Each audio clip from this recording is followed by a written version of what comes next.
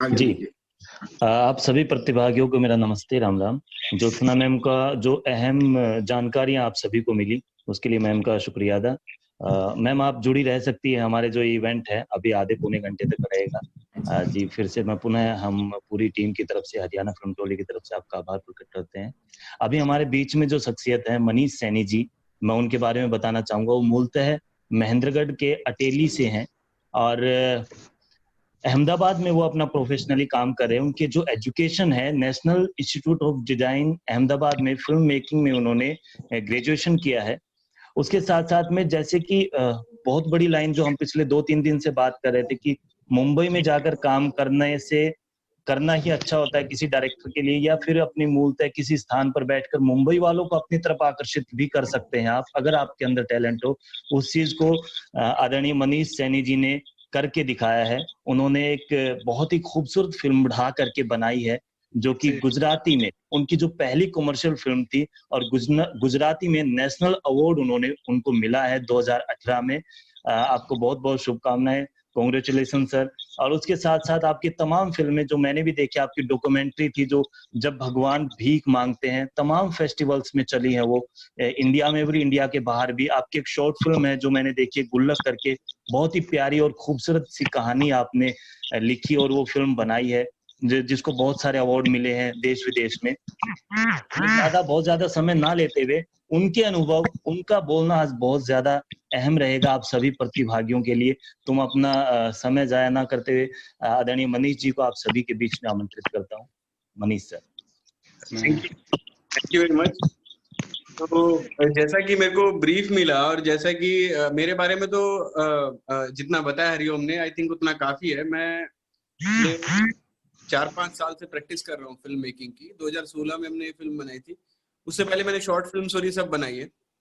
तो जितना मेरे को हरिओम ने बताया और आज जिस बारे में हम बात करने वाले हैं वो इस बारे में कि सबसे कम से कम संसाधनों में, सबसे कम खर्चे में, क्योंकि फिल्म मेकिंग एक ऐसी चीज है जिसमें जितना पैसा लगा दिया जाए उतना कम है, और जितने कम पैसे में बना दी जाए उतने में भी बन जाएगी। कुछ ऐसी बड़ी बात नहीं है, मतलब लिमिटेशन नहीं है आपकी। सबसे बड़ी बात क्या है, एक आइडिया है। ये आइडिया आपको कम्युनिकेट करना है। एक कहानी है, वो कहानी आपको बतानी है। उसका जरिया मोबाइल भी हो सकता है, उसका जरिया बड़े फिल्म कैमरा भी होते हैं। मैं एक सबसे पहले एक छोटी सी चीज आपको बता देना चाहता हूँ कि एक टाइम था जब रोल होते थे, बड़े बड़े फिल्म रोल होते थे 16 mm 35 mm, जिन पे फिल्म बनाई जाती थी। उनका हर सेकंड का एक खर्चा होता था। लाइक शूट में 1 सेकंड भी आपका वेस्ट हो गया, 5 मिनट भी आपके, 5 मिनट तो बड़ी बात हो गई, 1 मिनट भी वेस्ट हो गया तो उसका बहुत बड़ा आपके 4K रेजोल्यूशन के, फुल HD रेजोल्यूशन के कैमरा आ गए हैं। तो ये बहुत अच्छी बात है और उन चीजों को यूटिलाइज करना चाहिए। और जैसे कि बोलते कि क्रिकेट तो आप कोस्को की बॉल से खेलो, टेनिस बॉल से खेलो, हम पता नहीं अभी आती है नहीं आती, हम बचपन में कॉर्क की बॉल से खेलते थे, लेदर की बॉल से खेलो या कपड़े की बॉल से खेलो, क्रिकेट क्रिकेट होता है। तो यही है, ये एक टूल है। आप पेंसिल से लिख रहे हो, आप पेन से लिख रहे हो, कौन सी कंपनी के पेन से लिख रहे हो वो मैटर नहीं करता, आप क्या लिख रहे हो वो मैटर करता है। आपकी कविता क्या है, आपकी कहानी क्या है, वो मैटर करता है। तो यहाँ कुछ कुछ फिल्में होती है, कुछ कहानियां होती है जैसे जिनको बहुत सारे विजुअल इफेक्ट्स चाहिए होते हैं, लेकिन कुछ कहानियां बहुत सिंपल सी छोटी सी कहानियां होती है, उनका मोबाइल से बनाने में या बड़े कैमरा से बनाने में कोई फर्क नहीं पड़ता। एक दूसरा एक इंपॉर्टेंट पॉइंट मैं आपको और बताना चाहूंगा। एक इंपॉर्टेंट पॉइंट और क्या है कि पहले थिएटर के लिए फिल्म बनाई जाती थी कि फिल्म बना रहे हैं थिएटर पे लगेगी, और थिएटर का कैनवस बहुत बड़ा, के लिए हमें बहुत ज्यादा रेजोल्यूशन, बहुत अच्छा रेजोल्यूशन, बहुत अच्छा डेप्थ चाहिए होता है। अगर हम कंप्यूटर के लिए फिल्म बना रहे हैं, अगर हम टीवी के लिए फिल्म बना रहे हैं, तो उसके लिए फुल एचडी भी बहुत अच्छा रेजोल्यूशन है, तो कुछ मैटर नहीं करता। यूट्यूब के लिए फिल्म बना रहे हैं तो फुल एचडी बहुत बड़ा रेजोल्यूशन है, तो ये चीजें मैटर नहीं करती है। हाँ जी, सुन सकते हैं ना आप मेरे को? हाँ आ रही है आवाज सर? जी जी आ रही। ठीक है। हाँ मतलब मैं बोले जा रहा था, मैंने पूछा नहीं है, वो हाय हेलो माइक चेक नहीं बाकी लोगों को म्यूट किया हुआ है, बाकी लोगों को म्यूट किया हुआ है। हाँ ठीक है, ठीक है सर, ठीक है। तो यही है कि अभी जैसे एक अच्छी बात क्या है, अभी कैमरा भी इतने एडवांस होते जा रहे हैं, क्योंकि मोबाइल में टेक्नोलॉजी ने सब कुछ डालने की कोशिश की। आज हम इतने लोग कनेक्ट हुए हैं, मोबाइल की वजह से कनेक्ट हुए हैं। ठीक है, ये शायद हम छोटे थे, बचपन में कभी चीजें सोची भी नहीं जा सकती थी। तो अभी बहुत सारे कैमरा में 4K रेजोल्यूशन आता है, और 4K रेजोल्यूशन फिल्म कैमरा देते हैं, मतलब बराबर का ही रेजोल्यूशन होता है। रेजोल्यूशन मतलब आपकी पिक्चर का साइज कितना बड़ा होगा, तो ये स्क्वायर पिक्सल होता है, तो 4000 by something, 2K is 2000 by something, तो ये ऐसे होता है। फुल एचडी इज 1920 बाय 1080, तो उसकी चौड़ाई 1920 और 180 ऐसे होती है। तो 4K तक के रेजोल्यूशन आते हैं। तो एक फिल्म आई थी, अनुराग कश्यप ने रिलीज की थी, उनके प्रोडक्शन हाउस के, रिलीज नहीं की थी, मतलब उन्होंने फंड की थी फिल्म रिलीज तो नहीं हो पाई। फिल्म का नाम था जू, ये शायद नेटफ्लिक्स पे अवेलेबल है। पूरी फिल्म आईफोन पे रिलीज हुई थी, आईफोन पे शूट हुई थी फिल्म। तो ऐसा नहीं है कि हम मोबाइल फोन को हमें अंडर एस्टिमेट नहीं करना चाहिए। और अभी तो टिकटॉक का बहिष्कार हो रहा है, वो सब बातें अलग है, पर आप देखिए कि यूट्यूब ने, टिकटॉक ने, इन सब ने कितनी बड़ी क्रांति लेके आ गए लोग, कितना करते हैं। यूट्यूब का ही बहुत बड़ा एग्जांपल है, और भी बहुत सारे ऐप्स हैं जिन पे आप अपने मोबाइल से वीडियो बनाते हैं। और सबसे बड़ी बात है, कहानियां किसी चीज की मोहताज नहीं रहती। कहानियां मैं किसी को बोल के बताऊं, किसी को सुना के बताऊं, आप रेडियो पे सुनेंगे अच्छी कहानी, आप किसी के मुंह से सुनेंगे अच्छी कहानी, या आप क्या बोलते हैं, आप एक वीडियो देखेंगे। तो कई बार क्या होता है, रेजोल्यूशन अच्छा नहीं होता, दिखने में कुछ समझ में नहीं आता, लेकिन कहानी इतनी एंगेजिंग होती है कि वो अपने आप आपको अट्रैक्ट कर लेती है, अटका लेती है। तो मैं सबको ये बोलूंगा कि इस चीज के लिए ना सोचे कि अरे यार मैं तो मोबाइल पे शूट कर रहा हूँ, ये कैसे बनेगी फिल्म, बनेगी या नहीं बनेगी, पर ऐसा सोचे कि यार मेरी कहानी इतनी स्ट्रांग तरीके से कही जाए। और ये तो टूल, परफेक्ट टूल है, कुछ दिक्कत नहीं। सबसे इसकी एडवांटेज क्या होती है मोबाइल की, कि बहुत हल्का है, बहुत आसानी से आप कहीं पे भी रख सकते हैं। जब जैसे हम फिल्म कैमरा पे शूट करते हैं, तो मेरी फिल्म में जब मैंने पहली बार प्रोफेशनल कैमरा यूज किया था, एरियल एक्सा, तो हाथी जितना साइज होता है, हाथी मतलब मैं बोलने के लिए बोल रहा हूँ, पर एक इतना बड़ा डब्बा जैसा हो गया, और वो खड़ा होता है, और उसके लिए 10 तैयारियां करनी पड़ती है। मोबाइल को आप कहीं पे भी रख सकते हो, किसी तरीके से भी यूज कर सकते हो, आप कैसे कैंडिड शूट कर सकते हो, तो बहुत सारे एडवांटेज है। तो ये मीडिया को, इस पर्टिकुलर मीडिया को हमें ऐसा नहीं सोचना चाहिए कि यार मोबाइल से कैसे पॉसिबल है। मोबाइल से पॉसिबल है, और आप उसकी प्रॉपर्टी यूज करें। जैसे मैम ने अच्छी बात की थी कि हम उसको हॉरिजॉन्टल तरीके से यूज करें, और हॉरिजॉन्टल तरीके से यूज करें, वर्टिकल ना करें। लेकिन अगर आपकी कहानी ऐसी है जो एक वर्टिकल तरीके से कहानी बताना चाहते हैं आप, तो वर्टिकल यूज कीजिए। एक फिल्म है, बीच में मेरे को ध्यान नहीं है, मैं ऐड ये आपको मिलेगा तो मैं शेयर करूंगा। एक ऐड था जिन्होंने वर्टिकली शूट किया था, क्योंकि उनका टारगेट ऑडियंस और ये सब मोबाइल ही था, उनको मोबाइल पे सर्कुलेट करना था, व्हाट्सएप पे सर्कुलेट करना था। तो क्यों ये करे, क्योंकि अभी मोबाइल में बहुत लोग ऐसे ही देखते हैं खड़ा करके वर्टिकल, तो उसको हॉरिजॉन्टल क्यों शूट करना, उसको खड़ा भी करके शूट कर सकते हैं। तो इट्स ऑल अबाउट टूल, कि आप उस हथियार को कैसे यूज कर रहे हैं, आप ये हथियार समझिए। ये फिल्म कैमरा अलग चीज है, ये अलग चीज है, तो इस चीज को कैसे यूज किया जाए और इससे कैसे कहानी बताई जाए, तो एक ये चीज है। अभी ये टेक्नोलॉजी की बात आ जाती है, धीरे धीरे आपके जब क्वेश्चन आएंगे तो उन पे भी हम बात करेंगे। तो ये टेक्नोलॉजी की बात है, मैं धीरे धीरे फिल्म के क्राफ्ट के ऊपर आते हैं। तो मेरे को पता नहीं मैम ने कितनी बातें आपको बताई होंगी, पर मैं शायद कुछ चीजें होंगी, कुछ रिपीट भी हो सकती है, कुछ मैं नई भी बातें बता सकता हूँ जो छूट गया हो क्वेश्चन। डोंट वरी, वो मेरे को लगता है बता सकते हैं, कोई चीज छूट गई तो आ जाएगी। Yes yes yes. तो प्रोसेस बहुत बेसिक है। सबसे पहले हमको क्या करना है ना, आप मैं ये मानता हूं, पर्टिकुलरली सबके तरीके अलग अलग होते हैं, मैं पर्टिकुलरली ये मानता हूं कि आप मोबाइल उठाएं, रिकॉर्डिंग शुरू करें, उससे पहले आपको पता होना चाहिए कि आपको बताना क्या है, आपके दिमाग में क्या है, आपकी कहानी क्या है, आपको क्या कहना चाहते हैं, आपको वो पता होना चाहिए। क्योंकि क्या होता है ना, कई बार हम शूट कर लेते हैं और फिर हम उलझते जाते हैं। देखिए सबसे इंपॉर्टेंट चीज ये है कि आप मोबाइल पे शूट करें, बड़े कैमरा पे शूट करें, सबसे ज्यादा इंपॉर्टेंट चीज क्या है, पहली चीज है वो डिसिप्लिन। डिसिप्लिन पहली चीज सबसे इंपॉर्टेंट क्यों है, क्योंकि अगर हमको पता नहीं है, अगर हमारा कागज वर्क पूरा नहीं है, पेपर वर्क हमारा कंप्लीट नहीं है, तो हम कंफ्यूज होने वाले हैं। हम एडिटिंग पे भी कंफ्यूज होने वाले, शूट पे भी कंफ्यूज होने वाले। तो सबसे पहले हमारी कहानी क्या है, किस बारे में है, क्या पात्र है, क्या समय है, ये थोड़ा सा टाइम निकाल के हम पहले कहानी लिखे।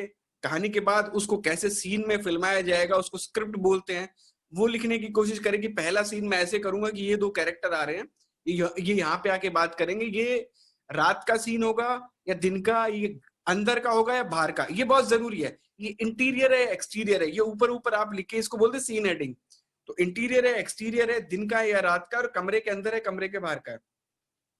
तो इससे क्या होगा ना, इससे आप जब शूटिंग करने जाएंगे, क्योंकि शूटिंग पे क्या होता है ना, बहुत सारा मैनेजमेंट होता है, क्रिएटिव वर्क मेरे को लगता है कि वो पेपर वर्क में हो जाता है कि ये सीन मैं ऐसे लूंगा, वो ऐसे बात करेगा, फिर कैमरा उसके पास जाएगा, ठीक है। तो उसके बाद जब आप शूट पे जाएंगे तो सिर्फ आपको टिक टिक करना है कि हाँ ये चीज मैंने ले ली, ये चीज मैंने ले ली। अब आप इंटीरियर और एक्सटीरियर यानी कि खुली धूप, खुली लाइट में, बाहर की लाइट में, अंदर की लाइट में आप शूट कर रहे हैं। अगर आपने वो लिख लिया तो आपको पता है कि किस टाइम पे शूट करना है। जैसे एक बहुत बेसिक से क्वेश्चन पूछ रहे थे, मेरे को बड़ा अच्छा लगा था, और मैं थोड़ा ऊपर की बातें सोच के आ रहा था, लेकिन मेरे को पता चला कि ये चीजें भी जरूरी बताना कि कैसे शूट करें, लाइट कैसे प्रॉपर आए। तो आप सबसे पहली चीज ये देखिए कि किस सोर्स से, किधर से सबसे ज्यादा लाइट आ रही है आपके कैरेक्टर की तरफ। जिधर आ रही है आप कैरेक्टर का फेस, कैरेक्टर का मुंह उधर कीजिए। मैं फॉर एग्जांपल आपको दिखाता हूं कि अभी आपको मेरे फेस पे कम लाइट दिखेगी और मैं खिड़की की तरफ घूमता हूं तो आप देखिए ये इतनी लाइट आ जाती है। ये देखिए कितना डिफरेंस पड़ता है। तो आप पहले अपने सोर्स में ये चेक कीजिए, आपका दिन का शूट है, कहानी दिन की है या रात की है, ये वाला सीन दिन का है या रात का है। तो आप दिन में देखिए कि बेस्ट लाइट, क्योंकि लाइट बहुत इंपॉर्टेंट फैक्टर है। कई बार क्या होता है, हम बहुत अच्छे से कैमरा लगा देते हैं, अच्छे से कैरेक्टर को हम प्लेस कर देते हैं, लेकिन लाइट आ नहीं रही है, दिख नहीं रहा है, तो व्यूअर क्या होगा, देखने वाला क्या होगा ना, वो बोलेगा नहीं यार अंधेरा सा है कुछ। आपने बहुत फिल्में देखी भी होंगे और परेशान हो जाते हैं कि नहीं नहीं अंधेरा सा है, कुछ साफ दिख नहीं रहा, मजा नहीं आ रहा, चलो नेक्स्ट देखते हैं। तो वो बहुत जरूरी है कि क्या हो रहा है, क्योंकि अगर लाइट नहीं आ रही है तो एक बेसिक कैमरा भी काम नहीं करेगा। आप अंधेरा दिखाएगा, पिक्सल छोटे छोटे पॉइंट से दिखाएगा, ठीक है। तो सबसे पहली बात है कि आप अच्छी लाइट कंडीशंस को पकड़े, उधर शूट करें, और कैमरा ऐसे प्लेस करें कि कैरेक्टर का मुंह लाइट की तरफ है और आपकी पीठ लाइट की तरफ है। बस उसमें एक ध्यान रखिए कि आपकी जो शेडो है, आपकी जो परछाई है, वो कैरेक्टर की तरफ ना आए, वो कहीं कैमरे में ना आए, ठीक है। ये एक इंपॉर्टेंट चीज है। मैं सिर्फ शूटिंग के आपको ये बता रहा हूँ, ठीक है। स्क्रिप्टिंग का मैंने आपको पहले बताया था, मैं चलो फिर से मैं वापस आता हूँ स्क्रिप्टिंग पे। तो अपना पेपर वर्क कंप्लीट करें। पेपर वर्क में 2-3 चीजें हैं।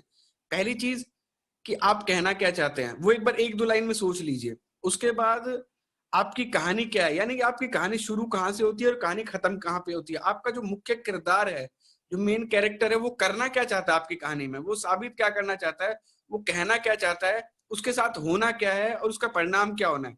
फॉर एग्जाम्पल एक छोटे से लड़के की कहानी है कि आज वो स्कूल के लिए जा रहा है और वो लेट हो रहा है, और स्कूल की जो बस है वो निकलने वाली है और उसको स्कूल की बस पकड़नी है, पहुंचना है, और वो उसने टिफिन नहीं लिया है घर का, उसके जूते नहीं मिल रहे हैं, ठीक है, उसके कपड़े को इस्त्री आयरन नहीं हुआ है।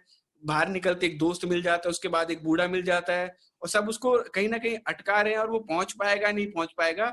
गली के बाहर जो स्कूल की बस आके रुकती है और हर बार वो लेट हो जाता है। तो सिर्फ इस बारे में कहानी है। तो आप इन सब चीजों को एक सेक्शन में बांटिए कि मेरे को ये करना है, ये करना है, ये करना है। देखिए कहानी आप एक क्रम में लिखिए, शूटिंग आप बिना क्रम में भी कर सकते हैं। शूटिंग आप जो पहले लगे कि पहले बस मिल रही, फिर हम एडिटिंग में देखेंगे कौन सा सीन आगे लगाना है, कौन सा पीछे लगाना है।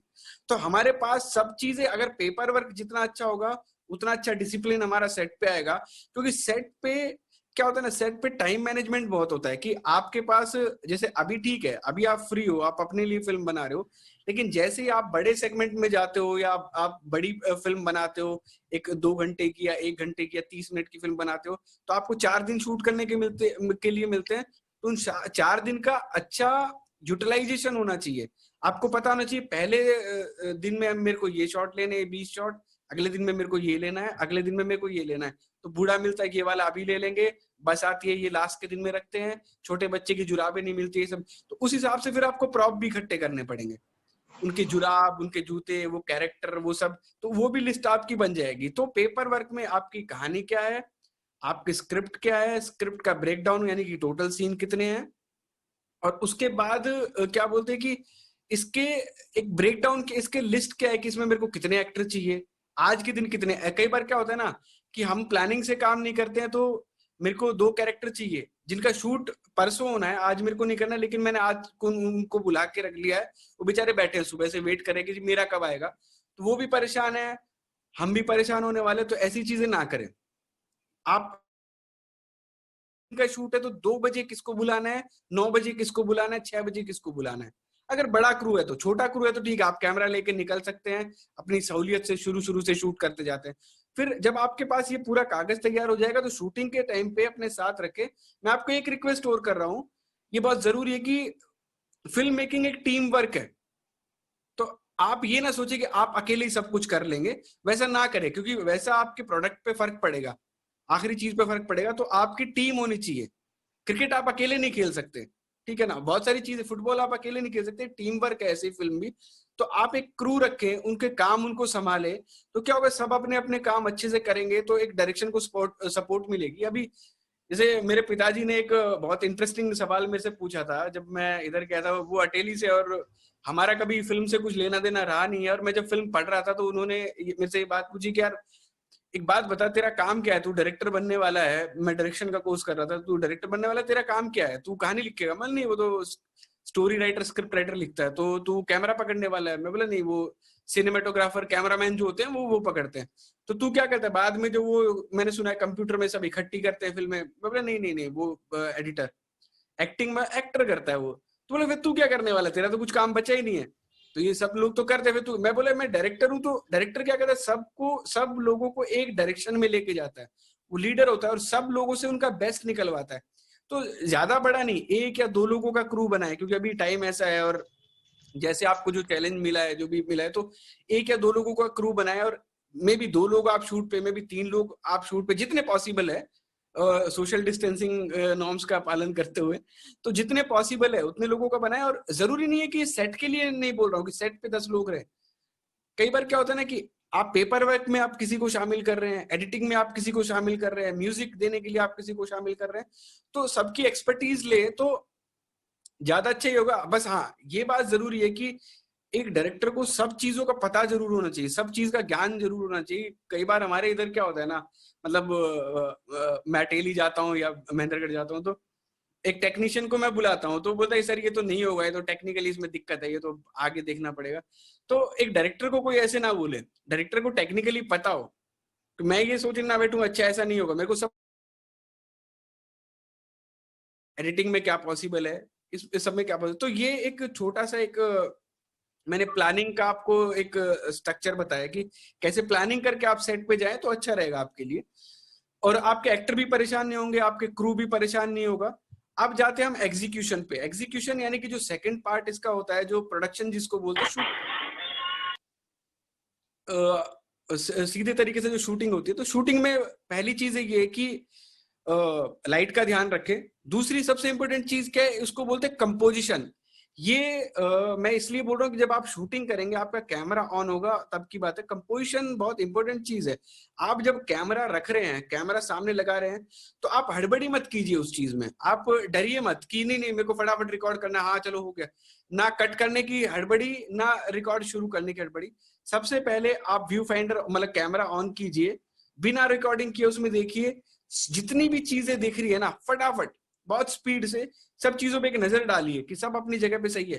कई बार क्या होता है, हम शूटिंग करने गए और हमने एडिटिंग में देखा कि पीछे एक लड़का खड़ा खड़ा हंस रहा था, ठीक है, हमने देखा कि पीछे से कोई एक साइकिल पे जा रहा था, ठीक है, या हम फिल्म शूट कर रहे हैं 100 साल पुरानी और अभी से कोई स्प्लेंडर बाइक लेके जा रहा है पीछे से, तो वैसा ना हो। तो बिल्कुल ध्यान रखिए कि आपके कपड़े कैसे हैं, नीचे कुछ गिरा विरा तो नहीं है, ये सब है, या आपका जो कैरेक्टर है वो ठीक लग रहा है, पीछे कुछ ऐसी चीजें तो नहीं दिख रही है जो आप नहीं चाहते। ये बहुत इंपॉर्टेंट फैक्टर है, क्योंकि एक बहुत ही इंपॉर्टेंट बुक है, उसका नाम है 5 C's of cinematography, 5 C's of cinematography. तो उसमें क्या है, कंपोजिशन है, कलर है, हम ज्यादा गहराई में नहीं जाएंगे चीजों के, कलर है, कंपोजिशन, इंपॉर्टेंट चीजें हैं। तो आई थिंक कंपोजिशन एक बहुत बड़ा फैक्टर है कि आप किसी भी चीज को, आप कोई अच्छी शूट की फिल्मों को देखिए कि आदमी, हीरो कहाँ पे दिख रहा है, हीरोइन कहाँ पे दिख रही है, पीछे रंग क्या दिख रहा है, ऊपर आसमान में चांद दिख रहा है या नहीं दिख रहा है, तो उससे जान आ जाती है फ्रेम में। जब फ्रेम अच्छा दिखता है ना तो फिर देखने का मन भी करता है। फिर वो छोटी मोटी कमियां छिपा देता है चीजों की, कि आपकी कई बार क्या होता है ना, अच्छी शूट की फिल्मों की कहानियां थोड़ी कमजोर भी होती है तो भी हम देख लेते हैं कि यार ये देखने में बड़ा मजा आ रहा है, बड़ी अच्छी दिख रही है फिल्म। उस चीज का ध्यान रखें। लाइट का मैंने बता दिया। अब दूसरी चीजें क्या होती है कि एक्टिंग, आप एक्सप्रेशन पे ध्यान रखें, आपको करेक्ट एक्सप्रेशन मिल रहे हैं नहीं मिल रहे, डायलॉग डिलीवरी पे ध्यान रखें, साउंड का बहुत ध्यान रखें। अभी साउंड में 2-3 चीजें हैं। सबसे पहली चीज ये है कि अब अगर आप सिर्फ मोबाइल पे शूट कर रहे हो, अगर हम ज्यादा एक्स्ट्रा इक्विपमेंट की बात नहीं करते हैं, तो आप साइलेंट जगह छाटिए जहां पे कोई आवाज नहीं आ रही हो, पीछे से कुछ शोर नहीं आ रहा हो, या कुछ गाड़ी जा रही है तो थोड़ी देर के लिए रुक जाइए, फिर आप शूट कीजिए। ठीक है। अगर आप देखो, 2 चीजें होती है कि आपको आपकी फिल्म में डायलॉग है या नहीं है, आपकी फिल्म में साउंड है या नहीं है। आपकी फिल्म में अगर साउंड और डायलॉग का कुछ ही नहीं, कि अगर आपको शूट कर रहे हो और एडिटिंग में बाद में पीछे बस एक म्यूजिक चलाने वाले हो, तो भी कुछ, तो फिर साउंड की टेंशन लेने की जरूरत नहीं है। पर हाँ, अगर आपकी फिल्म में डायलॉग है तो उसको ध्यान से लीजिए, क्योंकि सुनना बहुत इंपॉर्टेंट है। कि हमारे जो सेंसेस है, देखना, ऑडियो विजुअल बोलते हैं फिल्म को, तो जितना देखना इंपॉर्टेंट है उतना ही सुनना इंपॉर्टेंट है, कि कहाँ से क्या साउंड आ रहा है। और अच्छी बात होती है ना कि कई बार मेरे को तो मजा आता है शूट में, मैंने मेरी फिल्म का सिंक साउंड किया था। सिंक साउंड, जैसे मैम ने बताया कि जो शूटिंग के टाइम पे ही जो आप डायलॉग बोल रहे हो वही फाइनल फिल्म में आए। थोड़ा एक्सपेंसिव होता है ये सब करना, पर उससे क्या होता है, ओरिजिनल लगती है चीजें। तो कई बार क्या होता है ना, कई बार मजेदार चीज क्या होती है कि पीछे कोई आवाज, जैसे पीछे कोई बेचने वाला, कुछ कबाड़ी वाला जा रहा हो, कोई सब्जी वाला कुछ जा, चीजें मिल जाती है जो आपके एरिया में जो बड़ी ओरिजिनल चीजें जिनको सुन के मजा आता है, तो वो रिकॉर्ड कीजिए, वो मजा आता है। और वैसे नहीं मिल रही तो आप अपने इसके फोन के ऑडियो रिकॉर्डर पे भी रिकॉर्ड करके बाद में एडिटिंग में कहीं पे लगा सकते हैं। तो ये शूटिंग की चीजें हैं। तो टाइम मैनेजमेंट का बहुत ध्यान रखें, एक्टिंग का ध्यान रखें। एक अपना जो असिस्टेंट रहे, वो एटलीस्ट एक तो असिस्टेंट आपको रखना चाहिए। मैं ऐसा ही मानता हूँ कि जो आपके कागज लेके रखे और वो जो आपको बताता रहे ये भी हो गया, ये भी हो गया, ये भी हो गया। तो कम से कम, क्योंकि शूटिंग ऐसी चीज है जो आसान काम नहीं है। एक बार आप शूटिंग के लिए निकले और वापस आप तसल्ली से आके एडिट करने बैठे, तो ये ना हो कि यार ये भूला है, तो वापस जाना वो बड़ा मुश्किल हो जाता है, बड़ा मेहनत का काम होता है। और फिर शरीर भी साथ नहीं देता, यार अब तो फिर जाना पड़ेगा। और मैं नहीं चाहता कि ये इतना अच्छा प्रोसेस है, इतना इंटरेस्टिंग प्रोसेस है, तो मैं नहीं चाहता कि आपका इंटरेस्ट कहीं पे कम हो इस चीज में। तो आपका मजा, आपका इंटरेस्ट बना रहे, तो प्लानिंग करके जाएंगे तो एनर्जी बनी रहेगी, सब टिक टिक करते रहेंगे तो आपको रहेगा कि यार मैंने ये भी शूट कर लिया, ये भी हो गया मेरा, ये भी हो गया। और उसके बाद देखिए, एक एक और सबसे इंपॉर्टेंट चीज, मैं बिल्कुल बेसिक चीजों की बात कर रहा हूँ, ज्यादा हम टेक्निकल उसमें नहीं जाएंगे। सबसे एक इंपॉर्टेंट चीज क्या है, जब आप शूट कर रहे हो और आप अपने कैमरा में देख रहे हो जो शूटिंग हो रहा है, तो आप बाहर ध्यान मत दो, सिर्फ और सिर्फ मोबाइल की स्क्रीन पे ध्यान दो कि आपकी मोबाइल की स्क्रीन में क्या दिखाई दे रहा है आपको, वो ही लोगों को कंप्यूटर की स्क्रीन पे दिखाई देगा, या उनके जब वो फिल्म देख रहे होगे तो वहां पे दिखाई देगा। तो कई बार क्या होता है, हमारी एक नजर बाहर होती है और एक नजर अंदर होती है। हम वो ना करें, बिल्कुल अपना ध्यान ऐसे लगे और हमको महसूस होना चाहिए कि जो मैं सोच रहा था, जैसा मैं लिखते टाइम जैसा मेरे को लग रहा था, ये वैसा आ रहा है या नहीं आ रहा। तो उस चीज पे पूरा कंसंट्रेशन रखे। कोई इमोशनल सीन है तो लगना चाहिए, कुछ फनी चीज है तो फनी लगना चाहिए, आपको मजा आना चाहिए। मैं इस चीज में बिलीव करता हूँ, मैं लिखते टाइम भी हंसता हूँ, मैं देखते टाइम भी मेरे को लगता है कि मेरे को हंसी आ रही है तो चीज काम कर रही है। हंसी नहीं आ रही तो फिर किसी को नहीं आएगी, जब बनाने वाले को नहीं आ रही है तो वो कोशिश करें। अगर आपको लग रहा है कि किसी का पैशन है तो एक्सप्रेशन पे अच्छे से ध्यान रखें। और फिल्म फिल्म मेरे को जो लगता है, मैं जिस तरीके से सोचता हूँ कि फिल्म एक, मतलब एक सच ही है, वो एक ऐसा सच है जो जैसे आप कहानी किसी को बताते हैं, आप झूठ कभी बोलते हैं किसी को, तो जब लोगों ने पकड़ लिया वो झूठ तो मजा चला गया, उस कहानी का मजा चला गया। किसी ने बोल दिया ऐसे थोड़ी होता है, तो फिर उसमें कुछ मजा नहीं आएगा। तो इसी तरह आपकी फिल्म कहीं पकड़ी नहीं जानी चाहिए, क्योंकि एक पॉइंट पे भी किसी को लगा, कोई ढीला सा ही लगा कि नहीं नहीं यार ऐसे थोड़ी होता है, ये जैसे बोल रहे हैं ऐसे थोड़ी बोलते हैं, तो आप उन चीजों का थोड़ा केयरफुली ध्यान रखें। तो आपकी फिल्म में ना, आपके खाने में मजा बहुत आएगा। मतलब ये फिल्म बनाना खाने जैसा है, मेरे को लगता है कि आपके खाने का टेस्ट बहुत अच्छा आएगा, उसकी स्मेल। तो ये एक चीज है। उसके बाद ध्यान रखे, जैसे कुछ बातें मैम ने बताई थी, मैंने लास्ट में ज्वाइन हुआ तो उन्होंने अच्छी बात बताई थी कि आप अपने फोन को एयरप्लेन मोड पे रखिए, कोई कॉल ना आए, कोई डिस्टरबेंस ना हो, ये सब चीजें अच्छी बात है। जैसे कुछ लोगों ने एक सवाल पूछा था कि कैमरा बहुत हिलता है।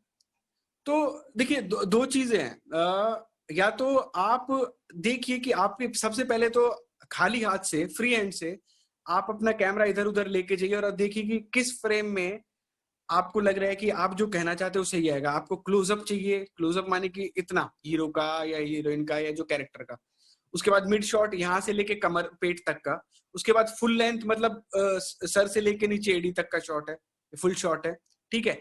एक्सट्रीम लॉन्ग शॉट मतलब थोड़ी दूर दिख रहे हैं, दोनों छोटे छोटे फ्रेम में दिख रहे हैं और पूरे बाकी का सराउंडिंग दिख रहा है, तो आपको कैसे दिख रहा है, पहले वो कंपोजिशन आप सेट कर लीजिए फ्री से। फिर आप एक काम कीजिए, मैं बहुत देसी बात बोल रहा हूँ, आपको हंसी भी आएगी सब, पर कुछ मायने नहीं रखती ये चीजें, मायने रखती है वो फिल्म जो हो रही है। तो आपने फ्रेम सेट किया, उसके बाद आप देखिए आप कैमरा को कैसे स्टडी रख सकते हैं। आपने 2 ईंटें लगाई, ईंट पे पीछे कुछ लगाया, वैसे सेट हो रहा है वैसे कर लीजिए, कोई बड़ी बात नहीं है। अगर आपके पास ये सब चीजें नहीं है, वो सेल्फी स्टिक नहीं है, ये सब गिम्बल नहीं है, गिम्बल एक छोटा सा इक्विपमेंट होता है जो क्या होता है ना कि जो आपको बैलेंस करता है इसको, आप उसको अपना मोबाइल का जो स्क्रू है, और आप भागेंगे भी तो भी जर्क नहीं आएगा।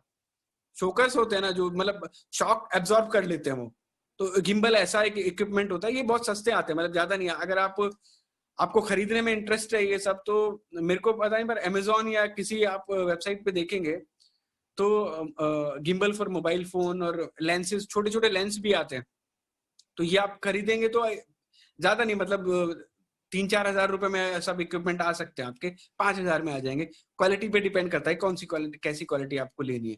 तो गिम्बल भी ले सकते हैं, लेकिन जरूरी नहीं है, गिम्बल नहीं है तो आप ईंट लगाइए, ठीक है, ये कीजिए, कोशिश कीजिए हाथ स्टडी रखें। और देखो कई बार मैं ये मानता हूँ कि फिल्म लैंग्वेज कहानी कैसे कहती है। कई फिल्मों में आपने देखा होगा ना कि एक मर्डर का सीन है या एक चोरी का सीन है या एक हरियाणवी में बोलते हैं ना, मतलब एंग्जाइटी जैसा या कुछ जैसे हावल तावल बोलते हैं, ऐसा कुछ सीन है। ये परफेक्ट वर्ड है, मतलब इसका मेरे को अंग्रेजी का ट्रांसलेशन नहीं मिला, तो कुछ हावल तावल टाइप का है। तो जरूरी नहीं है आपको कैमरा स्टडी रखना है। क्यों रखना है, आप कैमरा को हिलने दीजिए ना, मतलब उसको ब्रीदिंग करने दीजिए कैमरा को भी। तो कई बार जैसे मैं ये बोल रहा हूँ कि मैं 1 सेकंड के लिए एक एक्सपेरिमेंट करता हूँ कि जैसे कोई डर रहा है और पीछे किसी का पॉइंट ऑफ व्यू और ऐसे कैमरा हिल रहा है, तो आपको देख के आपको भी लगेगा कि अरे हाँ कुछ हो रहा है, कुछ कोई प्रॉब्लम में है, कुछ दिक्कत है, कुछ होने वाला है। तो अगर आपको लग रहा है कि आपके कैमरा को कैसा मूवमेंट चाहिए, आपके कैमरा को ऐसा स्मूथ मूवमेंट चाहिए, आपके कैमरा को ऐसा ये ब्रीदिंग मूवमेंट चाहिए या हेजिंग मूवमेंट चाहिए, आपको स्टेडी मूवमेंट चाहिए, तो वो आप डिसाइड कीजिए। अगर आपको लग रहा है स्टैटिक लग रहा है तो आप मेज लगाइए, कुछ स्टैंड लगाइए, साइकिल लगाइए, बाइक पे कैमरा माउंट कीजिए, किसी तरह माउंट कीजिए, गिम्बल लेके आइए, उस तरीके से कीजिए। बस हाँ गिरे नहीं फोन, क्योंकि ऐसे नहीं करे, क्योंकि बहुत हल्का इक्विपमेंट है, तो उसकी सावधानी करके रखेगी। ये नहीं कि मैंने लगाया और मैं खुद भाग के शॉट ले रहा हूँ, आया तो कैमरा गिरा हुआ मिला, ऐसा ना करे। मतलब उसको अच्छे से माउंट करे, क्योंकि काफी चीज आपका सारा फुटेज इसमें, सारी चीज इसमें, तो ये सबसे बड़ी सावधानी ये रखे कि आपका कैमरा सुरक्षित रहे, आपका फोन सुरक्षित रहे। तो उस तरीके से भी ले सकते हैं, तो कोई ऐसी बड़ी बात नहीं है। तो ये दूसरा चरण होता है। तीसरा चरण होता है आपका जिसको बोलते हैं पोस्ट प्रोडक्शन। तो पहला जो सबसे पहला था कागजी काम वाला, उसको बोलते हैं प्री प्रोडक्शन। दूसरा होता है प्रोडक्शन, जिसमें आपकी शूटिंग और ये सब होता है। और तीसरा चरण जो काफी इंपॉर्टेंट चरण है, जिसमें चीजें कंट्रोल में आ जाती है, लेकिन आपको देखना है कि आपने जो शूट किया है वो कितना कंट्रोल में है, क्योंकि प्रोसेस आपके कंट्रोल में है, फुटेज कितना कंट्रोल में वो आपको देखना है। तो ये इसको बोलते हैं एडिटिंग, पोस्ट प्रोडक्शन। तो एडिटिंग देखिए 2 चीजें हैं। जैसे काफी लोगों ने बोला कि हम काइन मास्टर यूज करें या नहीं करें, ठीक है। तो ऑनलाइन ऐप आप एडिटिंग के लिए यूज कर सकते हो, लेकिन ऑनलाइन ऐप आपको क्या करती है ना, थोड़ी लिमिटेशन देती है। और दूसरी चीजें क्या होती है ऑनलाइन ऐप से, ये भी होता है कि आपके कैमरा फोन की पावर कितनी है, फोन की मेमोरी कितनी है, फोन का रैम कितना है, आप उसमें कितना पॉसिबल है। अगर आपके पास लैपटॉप है, ऐसी चीजें हैं, तो प्रीमियर प्रो बहुत अच्छा सॉफ्टवेयर है, मतलब प्रोफेशनल एडिटिंग सॉफ्टवेयर है, आप वो यूज कीजिए। अदरवाइज आप ये भी कर सकते हैं, मतलब आपके पास लैपटॉप का, क्योंकि आपके क्रू में अगर किसी दोस्त के पास है, अगर किसी दोस्त के पास नहीं है तो क्या किसी को दोस्त बनाया जा सकता है। तो ऐसी चीजें भी आप कर सकते हैं। पर अगर आपको नहीं लग रहा तो ठीक है, आप जो आपने सॉफ्टवेयर बताए, एप्स बताए, आप एप्स यूज कर सकते हैं। बेटर क्या है कि आप लैपटॉप यूज करें उसमें प्रीमियर प्रो आपको मिल जाएगा, पुराना वर्जन या कुछ ये मिल जाएगा। और बहुत सारे सोनी की और बहुत सारे सॉफ्टवेयर ऐसे, हम बिना एडिट करे वीडियो बनाए, ओके ठीक है। तो बहुत सारे सॉफ्टवेयर ऐसे हैं कि एप्स ऐसे कि आपको आपका फुटेज क्या करेंगे ना, एक लिमिटेशन रखेंगे उसमें कि यार आप इतना एडिट कर सकते हो, इतना लेयर बना सकते हो, ठीक है। तो अभी मैं क्वेश्चन का ये देता हूँ, नहीं तो मेरे दिमाग में चलता रहेगा कि हम बिना एडिट करे फिल्म बना सकते हैं। देखिए वही बात है, बहुत सारी फिल्में हैं जो एक सिंगल शॉट हुई, जैसे अभी 1917 करके एक फिल्म है, नेटफ्लिक्स पे अवेलेबल है, आप नेटफ्लिक्स या प्राइम पे दोनों में से किसी पे अवेलेबल है, आप देख सकते हैं। उसमें सिंगल टेक नहीं है, सिंगल टेक फिल्म नहीं है, पर वो शूट ऐसे किया है। और एक फिल्म है यूट्यूब पे अवेलेबल है, राइट हेयर राइट नाउ, पुरानी फिल्म है, आनंद गांधी ने वो फिल्म बनाई थी, ठीक है। तो सिंगल टेक वाली फिल्म है, तो उसमें आप सिंगल टेक भी यूज कर सकते हो, लेकिन क्यों ऐसा करना है? और सिंगल टेक में एक चीज आपको ध्यान रखनी पड़ेगी, आपका कैमरा किधर से किधर जा रहा है, तो आपको फ्रेम का ध्यान रखना पड़ेगा कि अनवांटेड चीजें फ्रेम में ना आए।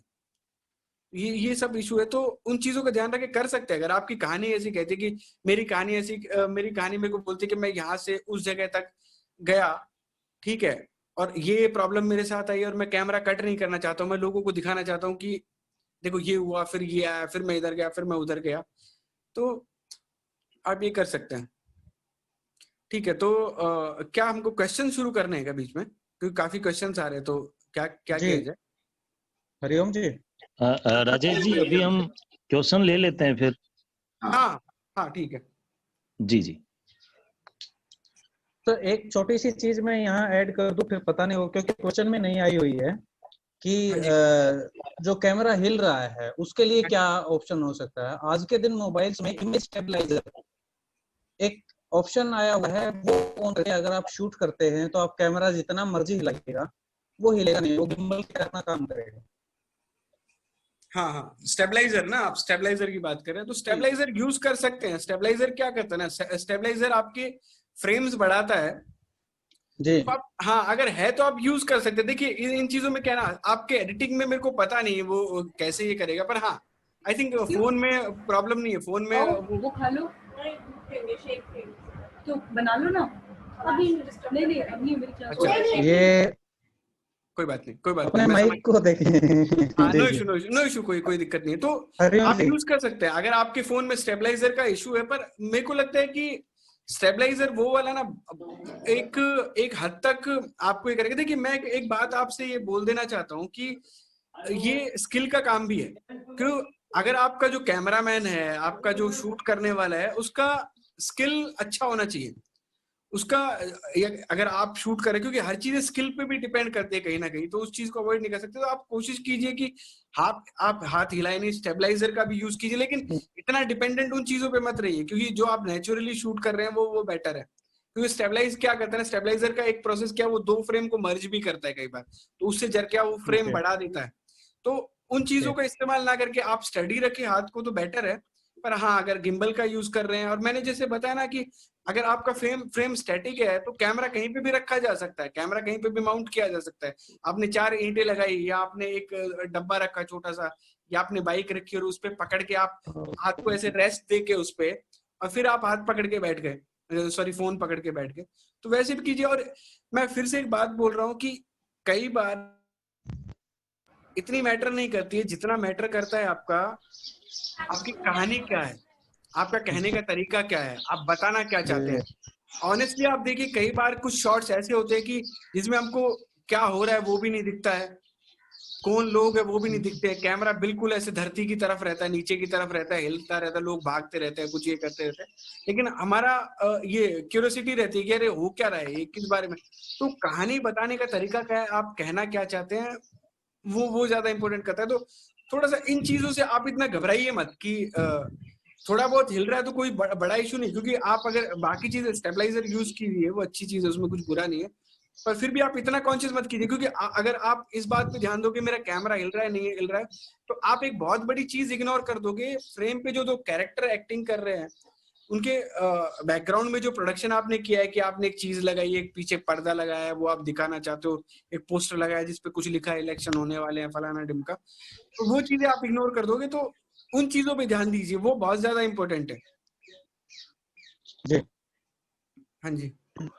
वीडियो शूट के बाद जैसे लाइट कई बार तड़क भड़क होती है, तो उसको कंट्रोल कैसे कर सकते हैं, क्वेश्चन आया। अच्छा, तड़क भड़क होती है, करेक्ट। तो देखो, तो इसमें दो चीजें हैं। एक तो सबसे पहली चीज क्या है कि आप किस एनवायरनमेंट में काम करो। जैसे मान लीजिए मेरे पीछे ये, आई थिंक क्या है ना, इसमें दो चीजें हैं। इसमें आप मूव तो नहीं कर रहे हो कैमरा इधर उधर लेके, क्योंकि इसके कई रीजन है। इसके बड़े रीजन भी, इसके छोटे रीजन भी। एक क्या होता है कि आपने कैमरा लिया और आप अंदर से बाहर गए एकदम से, तो बाहर का एक्सपोजर अलग है, अंदर का एक्सपोजर अलग है, ठीक है। तो आप क्या करोगे ना, एकदम से लाइट बर्स्ट होगी, मतलब एकदम से बाहर का सब वाइट हो जाएगा डार्क से और इन सब से। आप इन चीजों के लिए क्या करें ना, कंट्रोल्ड एनवायरनमेंट में रहे। एक दूसरी चीज है क्या, रात को अगर आप आपके घर में ट्यूब भी ऑन है, ट्यूबलाइट भी ऑन है और बल्ब भी ऑन है, ये दोनों चीजें ऑन है, तो फ्रीक्वेंसी का इशू होता है। तो कई बार लाइट का फ्लिकर आता है, वो तड़क भड़क, शायद फ्लिकर की बात कर रहे हैं, पता नहीं किसकी बात कर रहे हो, मेरे को पता नहीं। पर अगर वो फ्लिकर आता है तो आप देखिए आपका सोर्स क्या है, और जितना बेटर है जितना हो सके। दूसरी बात क्या होती है, कई बार कैमरा के आगे किसी ऑब्जेक्ट का मूवमेंट इतना फास्ट होता है, तो ठीक है, तो वो क्या होता है, लेंस के अंदर ये आपका जो सेंसर होता है, सेंसर के अंदर एक बार लाइट ज्यादा आती है, एक बार कम आती है, तो वो ऐसे दिखती है। तो कंट्रोल्ड एनवायरनमेंट में शूट करें, ठीक है। सबसे मैं आपको एक बेस्ट टिप देता हूँ, सबसे बेस्ट टिप देता हूँ आपको। एक गोल्डन आवर करके एक पीरियड रहता है। गोल्डन आवर रहता है सुबह जब सूरज निकलता है उसके 10 मिनट बाद से उसके आधे घंटे तक, और एक शाम को गोल्डन आवर रहता है। अगर आपकी कहानी में शाम को गोल्डन आवर रहता है, मतलब अलग अलग जगह पे अलग अलग रहता है, तो जब सूरज छिप रहा होता है और एक गोल्डन सी लाइट हो जाती है, वो बहुत ब्यूटीफुल लाइट होती है। अगर आप उसमें शूट करेंगे तो आपकी मोबाइल की शूटिंग को और क्या बोलते हैं, डीएसएलआर या बड़े कैमरा की शूटिंग को कोई ऐसे ये नहीं कर पाएगा, डिफरेंस नहीं कर पाएगा। तो बहुत सारे लोग क्या करते हैं ना, उसी टाइम पे शूट करते हैं, मतलब पूरी फीचर फिल्म डेली उसी टाइम पे शूट करेंगे, तो वो दिखने में बहुत सुंदर लगती है। हमारे देश में गोल्डन आवर कम होता है। काफी सारे जो ऊपर यूरोपियन कंट्री, उनमें गोल्डन आवर बहुत लंबा रहता है, क्योंकि वो ऊंचाई पे है, तो सूरज काफी देर में छिपता है। उधर 2-3 घंटे में सूरज छिपता है, उनका गोल्डन आवर लंबा होता है। तो उस टाइम पे शूट करें। अगर आपका कोई आउटडोर का कोई शॉट है तो उस टाइम पे करें, लेकिन फटाफट शूट करना पड़ेगा, क्योंकि बहुत स्पीड से लाइट जाती भी है। लेकिन उस टाइम पे जो फुटेज आएगा ना, आपके कैरेक्टर पे जो लाइट पड़ेगी वो बहुत बहुत अच्छी दिखेगी, मतलब बहुत उसको देख के मजा आएगा। आप बर्फी फिल्म आप देखना, बर्फी में बहुत सारे शॉट्स ऐसे गोल्डन आवर, आप गूगल पे भी गोल्डन आवर के बारे में पढ़ सकते हैं। जी, 2-3 सवालों को मर्ज करता हूँ। साउंड के बारे में पूछना चाह रहे हैं कि बेहतर साउंड कैसे रिकॉर्ड करें, और अगर हम वीडियोग्राफी के बाद भी, शूट के बाद भी अगर हम रिकॉर्ड करना चाहें डायलॉग्स वगैरह, एम्बियंस वगैरह, तो ये सारा कंक्लूड करके सर साउंड के बारे में थोड़ा बता दीजिए। यस। तो देखिए, करेक्ट, ये तो एक बात है कि मोबाइल पे साउंड रिकॉर्ड करना, क्योंकि मोबाइल क्या होता है ना, बहुत सारे नॉइस लेता है, इधर से बहुत सारा साउंड लेता है, तो काफी चीजें। देखिए अभी आपका बजट कितना है, जैसे जूम करके एक रिकॉर्डर है, आप जूम रिकॉर्डर यूज करें, पर जूम थोड़ा महंगा हो जाता है, लाइक वो मेरे को रेट अभी पता नहीं, पर 20-25 हजार के आसपास होता है। लेकिन जूम ऐसा है कि प्रोफेशनल रिकॉर्डर है, ठीक है। या आप कोई दूसरे भी रिकॉर्डर, आप मोबाइल का रिकॉर्डर भी यूज कर सकते हैं। अगर आपके पास वो नहीं है तो मोबाइल में सेपरेट रिकॉर्डर, वो सेपरेट करना पड़ेगा ना एडिटिंग में, वो लिपसिंक करके। तो आप एक चीज कीजिए, मैं ताली नहीं मार सकता, मेरे हाथ में फोन है, लेकिन अगर आपको ऐसे डबिंग करनी है, जैसे आप मेरे को डबिंग के बारे में पूछ रहे हैं आप, या एम्बियंट साउंड के बारे में पूछ रहे हैं? ये दोनों ही है जी, दोनों ही पूछ रहे हैं, तो वही है। तो जैसे आपने कैरेक्टर ने जो बोला वो आप सुने, और आप ऐसा ये एक क्लैप मारे, वो शूट पे भी आपको ध्यान रखना पड़ेगा अगर आपको डबिंग करनी है तो। इसलिए क्लैप मारते, वो टक से ऐसे करते, तो टक से क्या होता है, साउंड का एक फ्रेम बन जाता है, तो एक ऐसा वेव फॉर्म बन जाएगा। तो वेव फॉर्म के बाद आप अलग से उसका डायलॉग रिकॉर्ड कीजिए और वो नीचे से बैठाइए उसको। मैं ये बोलूंगा मैं ये सजेस्ट करूंगा कि डबिंग के चक्कर में आप अगर मोबाइल ये कर रहे हैं तो ना पड़े, क्योंकि अगर आपके पास स्टूडियो है ना तो आप स्टूडियो में क्या कर सकते हैं ना, सामने फ्रेम है, फ्रेम में आप देख सकते हैं, ठीक है, तो उससे थोड़ा ज्यादा आप थोड़ा सा पेन ले ले, थोड़ी सी मुसीबत मोल ले ले कि आप शूटिंग पे अपना साउंड रिकॉर्ड करें और शूटिंग के टाइम पे एक्स्ट्रा एडिशनल रिकॉर्डर ले ले आप, क्योंकि डबिंग के चक्कर में ना पड़े, एडिशनल रिकॉर्डर लेके कैरेक्टर के पास रख ले, या जैसे मैम ने बताया लेपल रख ले, तो लेपल माइक होता है, आप किधर भी एडजस्ट कर सकते हो, और फिर जैसे एक्शन बोले तो एक आदमी ताली मारे या कुछ क्लैप मारे, और फिर क्या होगा, फिर आप एडिटिंग में उसको सेट कर सकते हो, वो दोनों का वेव फॉर्म देख के उसको नीचे एडजस्ट कर सकते हो, तो वो बेटर है। क्योंकि अगर आप डबिंग जैसी स्टूडियो जैसी फैसिलिटी में जा ही रहे हो तो फिर आप क्यों ना फिर आप मोबाइल फिल्म मेकिंग क्यों कर रहे हो, फिर आपके पास साधन है ही सारे, तो कुछ ये नहीं करता, तो ये करे। और दूसरी चीज है क्या, एम्बियंट साउंड तो बहुत इंपॉर्टेंट चीज है। जैसे कई बार क्या होता है, कुछ लोग ये चीज भूल जाते हैं कि हमने शूट किया, मैंने साइलेंस एक कमरे में डायलॉग बोल लिए और सामने वाले ने डायलॉग बोल लिया और हमने फिल्म पे लगा दिया, तो इसमें अगर म्यूजिक यूज नहीं करे तो बहुत खाली खाली सा लगता है, तो वो ना करें। उसमें जैसे मैं गया, मैंने बाद में क्या किया, मैं बस स्टैंड पे गया तो कुछ साउंड रिकॉर्ड करके लेके आ गया, मंदिर के बगल में कुछ साउंड रिकॉर्ड करके लेके आ गया, और मैंने हल्का सा उसका वॉल्यूम नीचे करके उन डायलॉग के नीचे लगा दिया, तो थोड़ा पता चलता है कि ये जो लोग डायलॉग बोल रहे हैं ये लोकेशन क्या है, ये किसी मंदिर के पास है या किसी स्कूल के पास है या बस स्टैंड के पास है।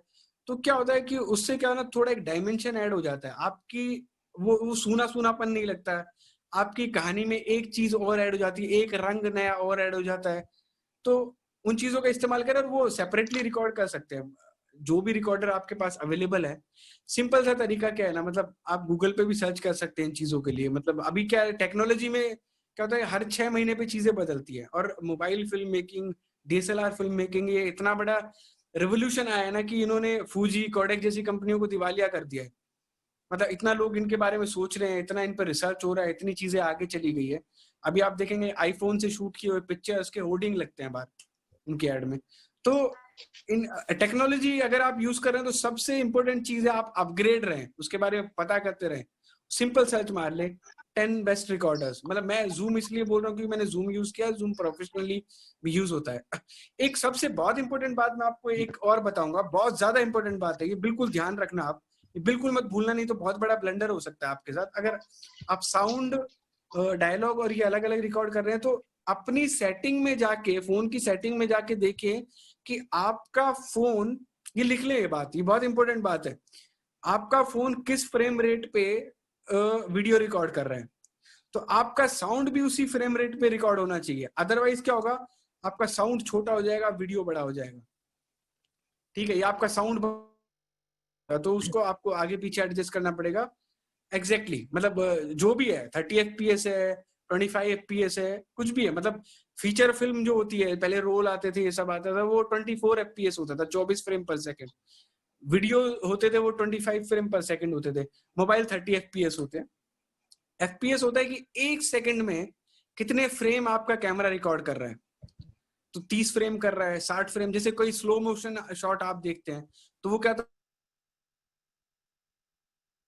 स्लो मोशन में धीरे धीरे चीज होती रहती है, तो ये सब कर सकते हैं। सर एक बीच में थोड़ा सा, ये सबसे आसान जो एडिटिंग ऐप बता सकते हैं आप, जो सबसे आसान हो?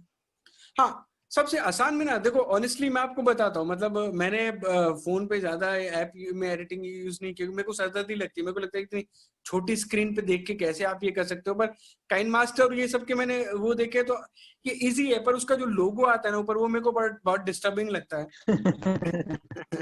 वो लिखा था तो वो लगता है कि वो प्रोड्यूसर वही है, बनाने वाला मतलब करता धरता वही है, तो वो मेरे को देख के थोड़ा लगता है। पर हाँ, पर आई थिंक अभी बहुत सारे, सोनी का भी एक ऐप है, वो सोनी वेगास या इन सबने निकाला, एडोब का भी आप एक बार चेक कर लीजिए। तो आप ये अच्छी कंपनीज आप देखेंगे ना, बढ़िया कंपनीज, और आप ये चेक करना थोड़ा सा कि अगर ऐसा है तो मैं आपको, आप बाकी लोगों को सर्कुलेट कर सकते हैं। मैं थोड़ा रिसर्च करके इस चीज को बता सकता हूँ कि कौन सा सॉफ्टवेयर आपको लेयर में एडिटिंग करने देता है। लाइक एक लेयर में, उसके बाद 2 लेयर पावर में। डायरेक्टर है सर। हाँ, तो सॉरी पावर मतलब डायरेक्टर आपको 2 या 3 लेयर में काम करने के लिए आपके पास ऑप्शन देता है। ग्रेट। और 3 मैं लेयर पावर में डैक यूज करता हूँ। और उसके ऑडियो में कितना आपको फ्लेक्सिबिलिटी मिलती है? ऑडियो में एक लेयर पे कम हो सकता है, लेकिन लेक्सिस ऑडियो रिकॉर्डर एक है ऐप, उसके सारे ऑडियो के 2-3 लेयर पे कम हो सकता है। तो ग्रेट। तो इसमें आप ऐसा करें, मतलब आपको कुछ चीजें से आपको म्यूजिक या ऐसे कुछ चीजें बनानी है, बैकग्राउंड साउंड आपको बनाना है, तो आप देख लेंगे आपका वीडियो 30 सेकंड और 3 फ्रेम का है। 30 सेकंड के लिए आप लेक्सिस पे किसी पे काम कर सकते हैं, वो लेयर इधर इंपोर्ट करके इसमें डाल सकते हैं। पर बेटर है कि आप एक लेयर में करें। फिर भी मैं आपको फिर से, जो भी स्टूडेंट पार्टिसिपेट करने वाले हैं, जो भी करने वाले हैं, मैं फिर से एक सलाह दूंगा, कोशिश करें, क्योंकि अभी इतना शोर नहीं है, अभी लोग अपने घरों में बैठे हैं, चीजें इतनी वो नहीं हुई है, तो आप ऑन लोकेशन रिकॉर्ड करें चीजें। मैं ये बोलूंगा, हाँ म्यूजिक का लेयर आप एडिशनल डाल सकते हो उसमें, जहाँ पे आपको म्यूजिक लग रहा है, आपको मूड बढ़ाना है, आपको लग रहा है सस्पेंस आ रहा है, थ्रिलर आ रहा है, कुछ हॉरर हो रहा है या कुछ मोटिवेशनल है, तो वैसा म्यूजिक आप उसमें डाल सकते हैं। और या एडिशनल यहाँ पे एक चीज और ऐड करना चाहूंगा मैंने जी, कि इसमें हम पेड भी कर सकते हैं। अगर हम वो पे मांगते हैं, करवाते हैं थोड़ा सा फ्री में, बहुत कम लिमिटेड ऑप्शन होते हैं तीन मास्टर में, पावर डायरेक्टर में, लेकिन अगर हम पे बदल लेंगे तो वाटर मार्क भी हट जाएगा, यानी कि उसमें वाटर हट सकता है, लेकिन उसके लिए पे बदलना होता है। और पावर डायरेक्टर बहुत हैवी सॉफ्टवेयर है इस मामले में, और काफी अच्छा कर रहा है, उसका रिस्पॉन्स काफी अच्छा आ रहा है। वंदे एक मातरम टेक्निकल सर। क्वेश्चन है सर, बार बार आ रहा है टेक्निकल क्वेश्चन, जर्क क्या होता है? ये साउंड में होता है, वीडियो में होता है, बार रिपीट हो रहा है, तो सर थोड़ा सा इसके बारे में लेते हैं। हाँ हाँ हाँ हाँ हाँ, सॉरी, आपने बोला कि जर्क क्या होता है, करेक्ट? जी जी जर्क, जी जर्क 2 चीजें। जर्क मतलब झटका, देखा जाए तो जर्क का सीधा जो मीनिंग है हिंदी में वो झटका है। तो जैसे अभी आप चेक करना मेरे स्क्रीन को, ये एक जर्क आया, तो ये जर्क साउंड में भी हो सकता है, साउंड में ग्लिच बोलते हैं वैसे उसको, कि ठीक है आप एक शूट कर रहे हैं, ऐसे कैमरा जा रहा है एकदम से जर्क, मैं बोला नहीं नहीं जर्क आया कैमरा में, कैमरा इतना स्मूथ नहीं हुआ, फिर से एक शॉट लेते हैं। तो बेसिकली विजुअली जर्क वही होता है। दूसरा, जर्क किसी भी चीज में झटका है, साउंड में जर्क आया या ऐसा कुछ है तो साउंड में ग्लिच आता है, जर्क वर्ड यूज नहीं करते साउंड के लिए। तो कुछ भी आपने बोला और फिर वो कोई साउंड ड्रॉप हुआ कहीं पे, कुछ चीजें कटी या कुछ ऊपर नीचे गया, तो उसको बोलते हैं। तो इसके लिए वही है कि हाथ स्टडी रखें, ठीक है। और देखो कहानी में भी जर्क हो सकता है सर। कहानी में भी जर्क हो सकता है। इसीलिए मैंने बोला कि जर्क बहुत, हाँ कहानी में भी जर्क हो सकता है, कि आपकी कहानी सही सही तारीफ आप बता रहे हो कि एक लड़का था और वो गरीब था बेचारा, घर से भाग गया, पर एकदम से एक शॉट आया कि वो पिज्जा खा रहा है, फिर देखा कि उसके पास पैसे नहीं है, तो ये पिज्जा खाना एक जर्क है, इसके पास इतने पैसे कहाँ से आए? तो ये छोटा सा एग्जांपल है। तो जर्क वही चीज होती है, तो इसके लिए आप थोड़ा ध्यान रखिए कि कैमरा सर एक क्यूट सा सवाल है कि क्रिएटिव डायरेक्टर क्या होता है? हाँ, डायरेक्टर तो क्रिएटिव ही होता है, मेरे को भी नहीं पता। क्योंकि मेरे साथ ये प्रॉब्लम हुई शूटिंग है। आउटडोर होनी चाहिए या इंडोर? नहीं नहीं, ऐसा आपकी कहानी क्या बोलती है, मतलब ये तो कुछ नहीं है। आपकी कहानी क्या बोलती है, कि आपकी कहानी घर के अंदर की है, घर के बाहर की है? मतलब मैं घर के अंदर रनिंग कर रहा हूँ या मैं घर के बाहर रनिंग कर रहा हूँ? घर के बाहर रनिंग करूंगा तो कहानी घर के बाहर जाएगी। तो डिपेंड करता है कि आपकी, देखो आपका परमाइसिस क्या है, आपका जो ग्राउंड है, आपका धरातल क्या है, आपकी कहानी किधर हो रही है, आपका एक्शन किधर हो रहा है। एक प्रश्न बार बार आ रहा है अपना धर्मदीप जी का, थोड़ा screen play and story board को थोड़ा एक्सप्लेन करके समझाइए। यस यस, ठीक है। तो एक सेकंड, यस। तो स्क्रीन प्ले क्या होता है कि जैसे मैंने बताया एक कहानी होती है, तो कहानी में एक बहुत बेसिक सा आप समझिए, ये बहुत बार हम गड़बड़ कर जाते हैं इन चीजों में, कि कहानी में, स्क्रिप्ट में, स्क्रीन प्ले में क्या डिफरेंस है। कहानी क्या होती है ना, कहानी आपको किसी भी चीज के, मैं आपसे रिक्वेस्ट करता हूँ इन चीजों पे ज्यादा ध्यान दीजिए। टेक्नोलॉजी ठीक है, टेक्नोलॉजी का कुछ आपके स्क्रिप्ट पे, आपके शॉट में कुछ जर्क आ रहा है ना, तो कुछ अच्छा है ना, तो मैं जर्क माफ कर दूंगा। लेकिन जैसे हरिओम जी ने बताया ना कि कहानी में जर्क है ना, तो वो मैं माफ नहीं करूंगा।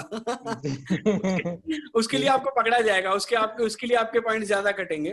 तो जैसे स्टोरी है, तो स्टोरी में क्या होता है, कहानी में क्या होता है, कहानी में भाव होते हैं, कहानी में इमोशंस होते हैं। जैसे कि वो गरीब लड़का घर से निकला, उसके पास कोई चारा नहीं था कि क्या करे क्या नहीं करे, घर से 20 रुपए लेके निकला था, 20 रुपए उसने भगवान के मंदिर से चुराए थे और ये उसका खर्च करने का मन नहीं कर रहा था। उसको जैसे वो कुछ लेने वाला था 20 रुपए का, तब से उसको लगा कि नहीं, भगवान के मंदिर से इसका तो मैं कुछ अच्छा काम करूंगा। उसका मन नहीं किया, लेकिन वो क्या अंदर अंदर बहुत टूट गया था, बहुत परेशान हो गया था। तो अंदर अंदर बहुत टूट गया था, परेशान हो गया था, उसका मन नहीं किया। ये सब चीजें कहानी में होती है, जो अंदर चलती रहती है, जो मनोभाव होते हैं, जो इमोशंस होते हैं। स्क्रीन प्ले में ऐसा कुछ नहीं होता। स्क्रीन प्ले बहुत सूखा, बहुत ड्राई होता है। Screenplay to the point mathematics होता है कि आप मेरे को ये बताइए कि स्क्रीन पे क्या हो रहा है। ये लड़का एक पिज्जा की दुकान के बाहर बैठा हुआ है, कट टू मतलब अगला शॉट, अगले शॉट में अपनी जेब से एक 20 रुपए का नोट निकाल के देखता है, नोट की तरफ देख रहा है, उसका एक क्लोजअप है, नोट का एक क्लोजअप है। उसके बाद उसको ध्यान आता है कि उसके घर में भगवान की एक मूर्ति है और पीछे से उसकी मम्मी की आवाज आती है कि भगवान के पैसे है ना, ये किसी सही काम में यूज करेंगे। कट टू वापिस वो पिज्जा की दुकान के बाहर बैठा है, पीछे की तरफ देखता है, पिज्जा का एक बड़ा सा बोर्ड लगा हुआ है और वो लड़का पैसे वापस पॉकेट में डाल लेता है। ये बिल्कुल प्रेजेंट टेंस में होता है, ये किया, वो होता है, उसने निकाला। बिल्कुल स्क्रीन प्ले हमेशा प्रेजेंट टेंस में लिखा जाता है। स्क्रीन प्ले हमेशा ये होता है, जब भी आप स्क्रीन प्ले पढ़ेंगे तो आपको दिखने में, आपको सामने कहानी याद दिख जाएगी कि यार ऐसा हो रहा है। वो किसी भावना के बारे में नहीं होता है, वो किसी इमोशन के बारे में नहीं होता है। उसमें कभी ये नहीं बताया जाएगा कि अब वो अंदर से टूट गया, वो कैसे टूटेगा वो आपको दिखाना है। तो ये एक बेसिक डिफरेंस होता है। अभी हम आते हैं स्क्रीन प्ले के, मैं थोड़ा सा एक और चीजें बता देता हूँ। स्क्रीन प्ले के फॉर्मेट्स आप इंटरनेट पे देख सकते हैं, क्योंकि छोटा सेशन है इसलिए ज्यादा मैं डिटेल में नहीं जाऊंगा। ये तो काफी डिटेल में सीखने वाली चीजें, पर हाँ मैं कोशिश करूंगा सब फटाफट सब कवर कर लिया जाए। 2-3 मेन चीज होती है। सबसे पहले, सबसे ऊपर आप उसका ये लिखिए कि इंटीरियर और एक्सटीरियर, INT और EXT। INT मतलब ये अंदर शूट हो रहा है या घर के अंदर है, कंट्रोल एनवायरनमेंट में है, छत के नीचे है। और EXT मतलब आउटडोर में है, खुले में है। ठीक है, ये लाइट कंडीशंस में बोल रहा हूँ कि आपकी लाइट कंडीशंस क्या है, घर की लाइट में, घर के अंदर है या बाहर है। उसके बाद आप उसमें INT EXT लिख दीजिए, कोई दिक्कत नहीं है। उसके बाद आप उसमें लिखिए कि ये कहाँ पे है। INT ऑफिस, ऑफिस के अंदर कमरे में, ठीक है। या EXT school ground, school ground में। EXT बस स्टैंड, ऐसा आप लिख दीजिए। उसके बाद तीसरी चीज इसमें आपको बहुत इंपॉर्टेंट चीज लिखनी है, डे लाइट और नाइट। ये तीसरी इंपॉर्टेंट चीज है। ये एक पट्टी हो गई। उसके बाद आप जब किसी स्क्रीन प्ले को देखेंगे ना तो आपको पता चल जाएगा। उसके बाद और फिल्म जाइए, वहां पे स्क्रीन प्ले के बहुत सारे फॉर्मेट्स हैं। बहुत सारी हिंदी फिल्मों के हैं, मुन्ना भाई और ये सब नई फिल्में, उड़ान और इन सब, लुटेरा, सबके आपको स्क्रीन प्ले मिलेंगे उधर।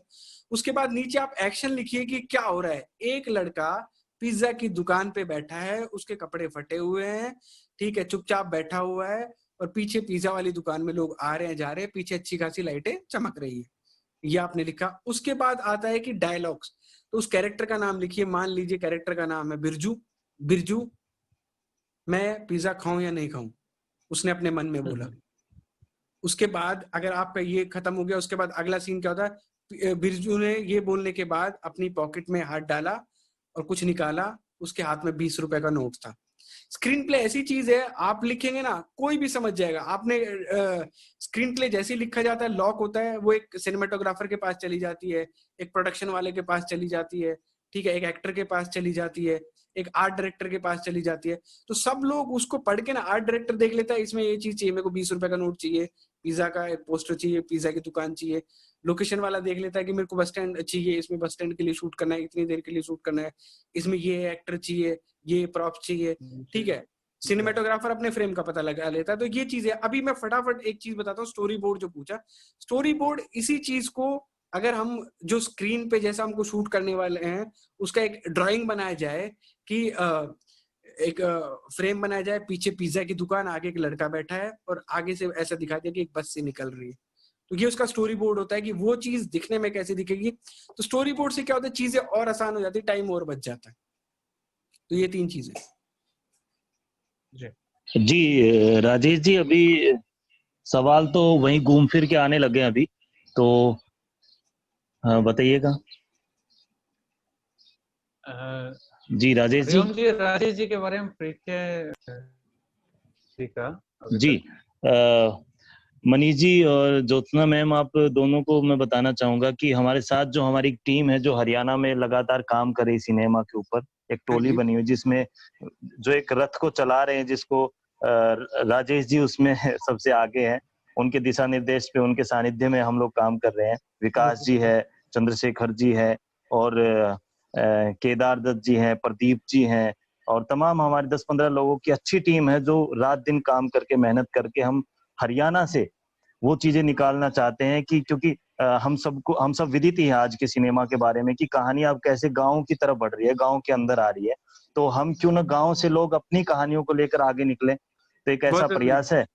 जी जी। और अभी ये जो हमारे पार्टिसिपेट है, ये भी बहुत ही बड़ाई के पात्र है, क्योंकि ये सुई से पहाड़ को सीलने चले हैं।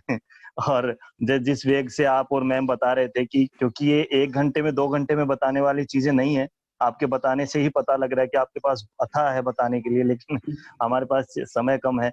और पिछले 2-3 मीटिंग हमने की है, और आज वाली मीटिंग को इंक्लूड करके हमने बहुत कुछ देने का प्रयास किया है। उसके बाद भी कुछ चीजें होती है तो हम दिशा निर्देश आगे के लिए देंगे। तो अभी माननीय राजेश जी को मैं आगे की कार्रवाई के लिए बुलाना चाहूंगा। जी राजेश जी मेरे ख्याल से डिस्कनेक्ट हो गए हैं। जी जी जी, तो मैं इनमें तो विकास जी पूरे फिर समापन की तरफ लेकर जी। हाँ हाँ, फेस्टिवल के रिगार्डिंग मैं 2 छोटी छोटी जानकारियां जरूर देना चाहूंगा कि आपकी कंफर्मेशन मेल हमारे पास जिन लोगों की नहीं पहुंची है, वो अपने रजिस्ट्रेशन नंबर अपनी आईडी के साथ कंफर्म करवाइए, ताकि हम आपको आपकी फिल्म अपलोड करने के लिए एक लिंक प्रोवाइड करवा सकें। और कंपटीशन के रिगार्डिंग या किसी भी टेक्निकल हेल्प के लिए आप लोगों को बहुत सारी प्रॉब्लम आ रही है, तो हम 2 या 3 नंबर आपके लिए जारी करेंगे आज से लेकर के और 7 जून तक। फिल्म अपलोड से रिलेटेड कोई प्रॉब्लम है, एडिटिंग से रिलेटेड कोई प्रॉब्लम है, डायरेक्शन से, कहानी से रिलेटेड प्रॉब्लम है, तो उसके बारे में आप किन से बात करेंगे, वो सारी की सारी जानकारियां हम आपके साथ ग्रुप में साझा कर लेंगे। तो समय शायद बहुत ज्यादा हो गया है। एक बीच में एक विकास जी, बीच में एक मैं सभी प्रतिभागियों को बताना चाहूंगा कि मनीष सर मेरे गुरु भी हैं। सुपुआ रोहतक में हमें पढ़ाने आए थे और एक 7 दिन में इन्होंने अब बराबर है। जी जी, ये इस विधा की बहुत अच्छी चीज है कि आज हमारे जितने भी प्रतिभागी हैं, कल को हम लोग साथ मिलके काम करेंगे। आज हम भले ही आगे की पंक्ति में खड़े हैं, लेकिन कल आने वाले कल में हम सब लोग मिलजुल कर काम करेंगे, हरियाणा के लिए काम करेंगे, अपनी मिट्टी के लिए काम करेंगे। हाँ जी, मनीष जी अभी भी लॉकडाउन में अहमदाबाद में फंसे हुए हैं, ये बड़ी दूर से हमसे जुड़ पाए हैं आज। ज्योत्सना मैम और मनीष जी आप हमसे जुड़े, हमें बहुत अच्छा लगा। और इन सारे को कंक्लूड करते हुए चंद्रशेखर पराशर जी, भाई साहब सुन पा रहे हैं मेरे को? चंद्रशेखर जी शायद वो भी डिस्कनेक्ट हो गए। विकास जी हाँ जी, राजेश जी आ गए। राजेश जी आ गए। मैं समझता हूँ। हाँ विकास जी कुछ बोल रहे हैं? हरिओम जी, राजेश जी डिस्कनेक्ट हो गए थे। नहीं मैं कनेक्टेड डिस्कनेक्ट हो गए थे जी। कनेक्टेड हूँ, वो कनेक्टेड है, उनका वॉइस आ रहा है, वो कनेक्टेड है। राजेश जी हमारी बोल रहे हैं राजेश जी, सुनिए। सर और मैम से करवा दिया है, और साथ में अपनी पूरी टीम का परिचय, अपने प्रतिभागी जो है जहां से बैकग्राउंड, उनके बारे में हमने बता दिया। तो अभी समापन की तरफ हम लेकर जा रहे हैं। बीच में कट गया था, कोई फोन आ गया था जरूरी। बड़ा अच्छा हो गया, आदरणीय मनीष जी और ज्योत्सना जी ने हमको इतना समय दिया। मैं समझ ज्योत्सना जी अभी भी स्क्रीन पे बने हुए हैं, थोड़ी देर पहले मैंने देखा था। जी तो ये बहुत बड़ी बात है, बहुत अच्छी बात है। जवाब भी दे रहे हैं, साथ के साथ जवाब भी दे रहे हैं प्रतिभागियों को चैट के माध्यम से। मैं समझता हूँ ये हम सब के लिए सीखने की बात है। कभी कभी मन में ऐसा आ जाता है कि मैं तो बस गुरु हो गया हूँ, अब मुझे बाकी कुछ सीखना नहीं है। तो ज्योत्सना जी ने मतलब और मनीष जी ने जिस प्रकार से बताया, ये जैसे हरिओम जी ने कहा भी मैं इनका शिष्य रहा हूँ, तुरंत का भी अब इक्वल हो गया, बराबर है। अब आप भी मेरे वाली लाइन में आ गए हैं। सब स्टूडेंट है सर, अभी सब स्टूडेंट है। हाँ, इस समय हम सब ये भाव ही सबसे अच्छा है कि जीवन में व्यक्ति यदि ये सोच के चले कि हम विद्यार्थी हैं, तो फिर उसको कभी कठिनाई नहीं आती। मन में जब विद्यार्थी से ऊपर का भाव आता है तो अहम जगता है, और जब अहम को चोट लगती है तो फिर कठिनाई खड़ी होती है। तो मैं समझता हूँ सर और मैम हमारे साथ जुड़े और जिस सहृदयता के साथ और बहुत सहजता और सरलता के साथ आप लोगों ने सब प्रश्न लिए, उनके उत्तर दिए छोटे से छोटे। मैं एक प्रार्थना बस करना चाहूंगा कि जैसे आपने कहा कि मैं कुछ ऐप करके आपको भेजूंगा, या मैम को और भी कोई बात ऐसी ध्यान में आए, सर को आपको ध्यान में आए, तो हरिओम जी, विकास जी या मुझे आप वो चीज भेज देंगे, तो फिर हम इन विद्यार्थियों, प्रतिभागियों के लिए जो इसमें भाग ले रहे हैं, उसको उन तक हम डिलीवर कर देंगे ताकि उसका लाभ वो ले सके। बाकी रही ये प्रश्न और प्रश्नों के उत्तर, जब तक हैं, जब तक काम है, तब तक प्रश्न खड़े रहेंगे, प्रश्नों के उत्तर भी आते रहेंगे, काम चलता रहेगा। मैं समझता हूँ आज हमारी क्लास ये बहुत अच्छी, एक मैं समझता हूँ इफेक्टिव, और आप सबको भी लगा होगा कि हाँ हमें कुछ चीजें ऐसी बेसिक ध्यान में आई है कि जिससे हम अपनी मूवी को, अपनी फिल्म को एक अच्छे स्तर तक पहुंचा सकेंगे। और विश्व संवाद केंद्र का, चित्र भारती का जो प्रयास है, मैंने पहले भी कहा था, हमारा प्रयास कोई आपको आज ही हम एकदम बढ़िया डायरेक्टर, म्यूजिशियन और डायलॉग करने वाले और निर्देशन करने वाले एकदम फुल बना देंगे। मैंने पहले भी कहा था, हमने तो केवल आपका हाथ पकड़ा है, आपको खींचा है, आपका मन कर रहा है नाचने को, ढोल बज रहा है, लेकिन ये नहीं समझ में आ रहा नाचू कैसे, तो हमने तो आपका हाथ खींचा है, आपको पुश किया इस दिशा में। आपकी रुचि होगी तो आप इसमें आगे बढ़ेंगे और निश्चित तौर पे आप एक अच्छे मुकाम तक पहुंच सकेंगे। और इस आपकी उस सफलता में विश्व संवाद केंद्र और चित्र भारती सदा आपके साथ खड़ा रहेगा। और ऐसे सर और ऐसी मैम जो हम सबके साथ आए, ये सदा हमको सहायक सिद्ध होंगे। मैम ने एक बहुत अच्छी बात कही है कि इस प्रतियोगिता के माध्यम से आप सही लोगों से जुड़े हैं और सही जगह पर आपने अपना पंजीकरण किया है। तो मैं इस बात का एक सचिव होने के नाते, गार्जियन होने के नाते, मैं ये बात बिल्कुल मैम की बात को मैं दोहराना चाह रहा हूँ कि भाई आप जितने भी प्रतिभागी यहाँ पर जुड़े हैं इस माध्यम, इस प्लेटफॉर्म से, आपको कभी भी इस प्लेटफॉर्म के माध्यम से निराश नहीं होना पड़ेगा। आपके सफलता में हम सहायक होंगे।